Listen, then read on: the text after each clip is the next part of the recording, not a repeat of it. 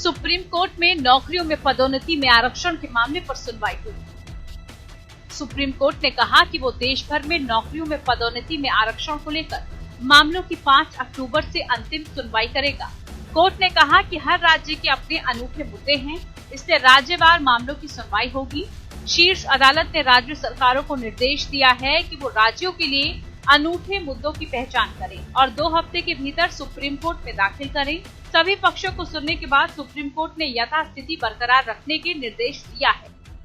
दरअसल केंद्र और राज्यों ने प्रमोशन पॉलिसी में रिजर्वेशन से संबंधित मामलों पर तत्काल सुनवाई की मांग की है। सरकारों का कहना है कि सुप्रीम कोर्ट में लंबित मामलों की वजह से लाखों पदों पर नियुक्तियां रुकी हुई। पदोन्नति में आरक्षण के मुद्दे पर आज सुप्रीम कोर्ट में सुनवाई हुई।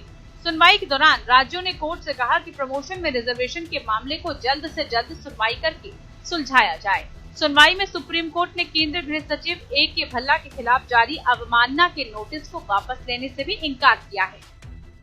बता दें कि बिहार में एडहॉक के आधार पर प्रमोशन देने के लिए उनके खिलाफ ये नोटिस जारी हुआ था।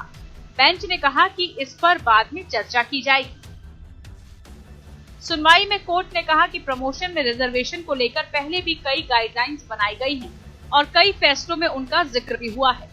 इसको लागू करना राज्यों पर निर्भर करता है कि वो किस तरह पिछड़ी जातियों को प्रतिनिधित्व देती हैं।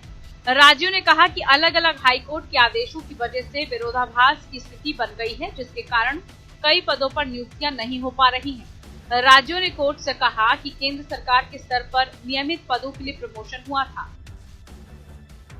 देश भर में आरक्षित पदों पर प्रमोशन 2017 से रुका हुआ है।